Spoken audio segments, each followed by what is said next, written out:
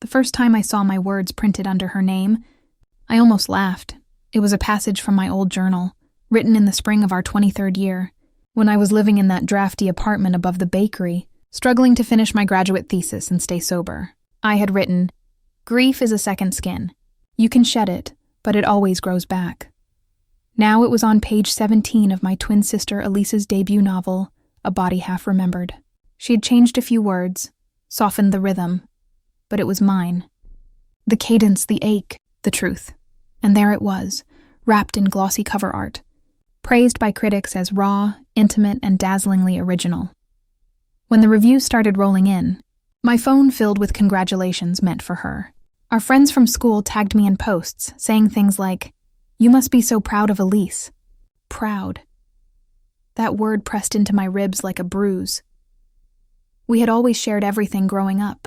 Clothes, dreams, teachers, even our handwriting. But this was different. This was theft with applause. The strange part was that Elise never mentioned it. Not even once. When she called me after her first TV interview, her tone was breezy, practiced. "You've read it, right?" she asked. "Some of it," I said. "What did you think?" It felt familiar. There was a pause. A long, sharp silence. Then she laughed lightly. "We've always thought alike, haven't we?" That's when I knew she knew. After that, she became unreachable, touring, signing, appearing on podcasts where she spoke about mining personal pain for universal truth. I would listen sometimes, my stomach twisting as she performed pieces of my life as if they were hers. The childhood accident, the quiet years after Mom's death, the loneliness that followed. Every piece of my private grief, edited for applause. I stopped writing. For months, I couldn't bear to touch a pen. What was the point of words if someone else could wear them better? But silence didn't last long. It never does, not for a writer. One night, unable to sleep, I opened my laptop and began rereading my old journals, page after page of things I'd never shown anyone. There, between confessions and fragments, I found something that Elise could never understand. Truth unpolished, raw, unmarketable, and I realized she might have taken my stories, but she didn't know how to live them. That night, I began to write again. Not for publication, not for revenge, not yet, I wrote to remember. And as the sentences grew sharper, steadier, more deliberate, I began to sense the shape of something forming, something quiet but devastating. A manuscript of my own, not fiction. Not imitation, but revelation. The first page came easily. It always does when you finally stop pretending that silence is strength. I began with the sentence Elise had stolen from me. Grief is a second skin. But this time, I continued it. And envy is its twin. The words landed on the screen like confession and curse. For the next few weeks, I wrote in secret. I wrote before dawn, while the world was still half asleep and the city sounded like breathing. I wrote about us, not as sisters, but as mirrors, two halves of one story always competing for reflection. In my version, the girl who writes doesn't need applause. She writes to remember. The other twin writes to be remembered. That difference, I decided, was everything. Elise's book continued to grow in fame. It won a regional prize, then got optioned for a streaming series. There were photos of her on red carpets, in silk gowns, holding glasses of champagne. She had become the voice of authentic pain. And I was the ghost who gave her that authenticity. But ghosts can write too. I titled my manuscript The Shadow Sister. It wasn't a novel. Not really. It was part memoir, part observation, part quiet dissection. Each chapter began with a passage from my journals, the ones Elise had stolen, and then unraveled what really happened behind those words. If she wrote about the accident, I wrote about the aftermath. If she wrote about our mother's kindness, I wrote about her absence. If she wrote about her courage, I wrote about my silence. Every page exposed the distance between what Elise sold and what I had lived.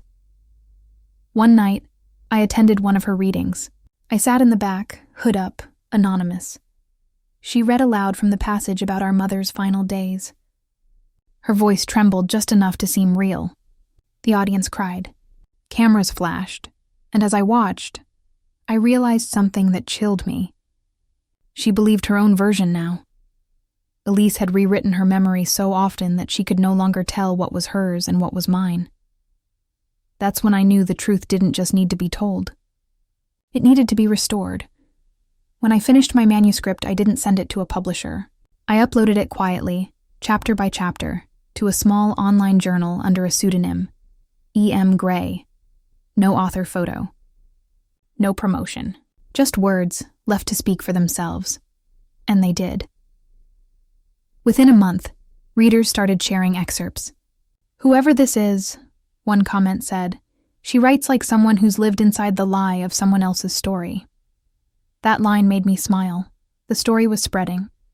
And with every share, every whispered recommendation, my name, my real name, was beginning to breathe beneath the surface again.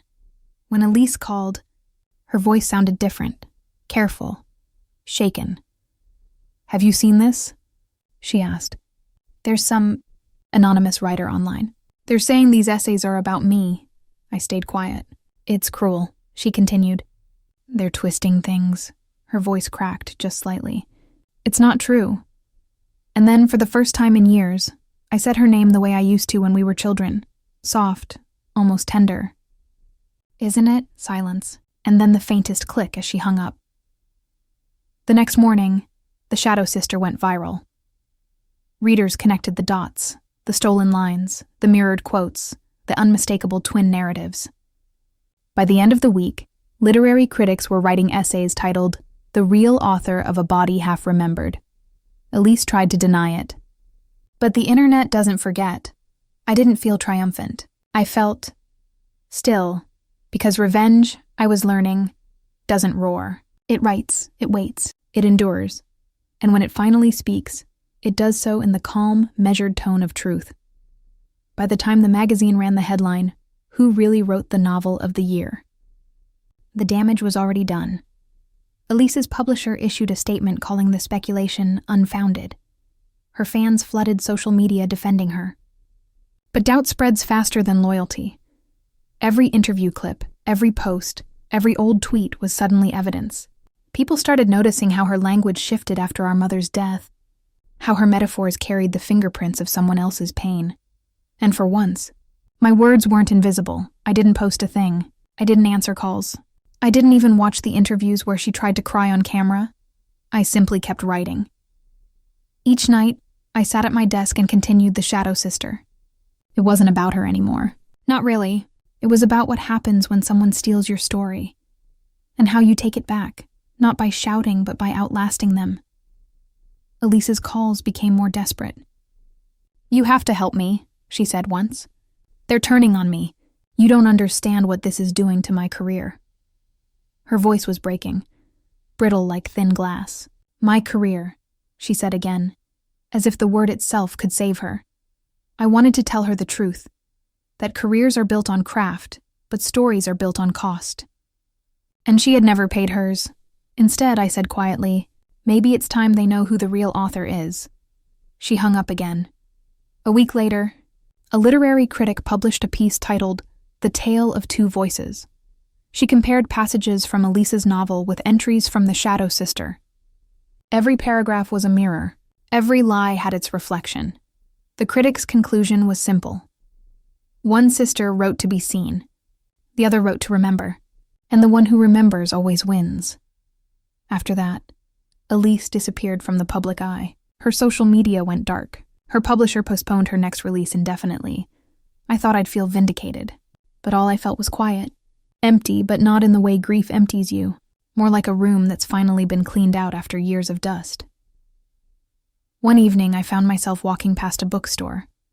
Her novel was still there in the window display. The cover gleamed under the lights. And beside it, someone had slipped a printout of my essay. No name, no credit. Just a line. Stories find their true author eventually. I stood there for a long time, staring at both books side by side, hers with its polished spine, mine with its simple serif typeface and no cover art. Two versions of the same life. One borrowed, one lived. I thought about how we'd used to write together as kids, scribbling stories on the same page, fighting over who got the last line. And now, here we were again, still fighting for the ending. Only this time, the ending was mine. That night, I received an email from an editor. She wanted to republish The Shadow Sister as a collection, under my real name. She wrote, "Your story deserves to stand on its own. It's not revenge, it's restoration." I read that line 3 times. Restoration. Yes. That was the word I'd been writing toward all along. I agreed to the offer, with one condition. The book would be dedicated to Elise, who taught me how fragile truth can be. Because sometimes, the sharpest revenge is honesty wrapped in grace. The day the contract arrived, I signed it with my full name. The same hand that had written the journals, the same hand that had been silenced, now signing for herself again. My name, in ink, permanent. The day The Shadow Sister was released, it rained the way it used to when Elise and I were children, soft, steady, as if the sky itself was trying to remember something. The book arrived in a plain cardboard box. No fancy marketing, no campaign, no signed editions. Just stacks of my words, printed in black and white. When I lifted one out, it smelled like paper and new beginnings. I traced my name on the cover, my real name, not hidden behind pseudonyms or pen names or footnotes in someone else's story. And for the first time in years, I felt whole. The reviews came slowly, the way truth does. Readers didn't compare it to Elise's novel anymore. They said mine felt truer, heavier, quieter. One critic wrote, "It's not just a rebuttal. It's an act of reclamation. A book that doesn't shout, it breathes." I saved that one. Then one morning I received an unmarked envelope. Inside was a single page, handwritten. The penmanship was shaky, but familiar. "I read your book.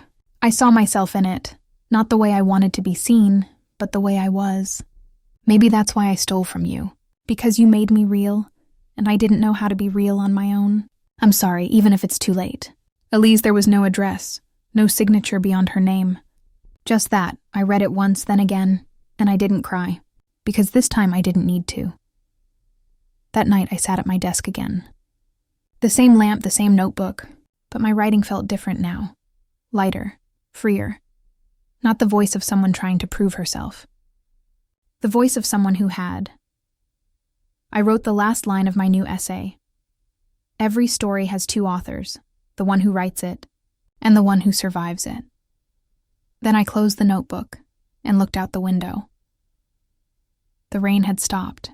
The city shimmered, wet and clean, like it had been rewritten too. Weeks later, I was invited to a literary panel. The topic was ownership and authorship in the age of influence. I almost said no. But then I thought, no, this was mine now. When I walked on stage, I saw Elise sitting in the back row. She looked smaller, subdued. No entourage, no performance, just her, watching. The moderator asked me, "Do you believe art can ever really belong to anyone?" I paused. The audience waited. And I said, "Only if they're willing to live what they write." Our eyes met across the room.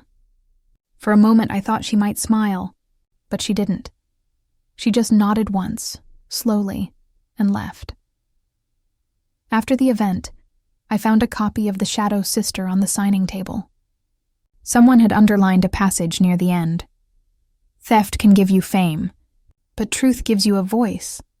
Next to it, in a stranger's handwriting, a note read, "You found yours." I closed the book, tucked it into my bag, and stepped outside into the fading light. The world was quieter now. Not empty, just settled. I still wrote every day. Sometimes about Elise, sometimes about the silence that comes after the storm. But mostly, I wrote about what it means to speak in your own words, even if no one's listening, because that's what survival really is. Not revenge. Not vindication, just voice. When people asked if The Shadow Sister was based on a true story, I would smile and say, "Every story is," and I'd mean it.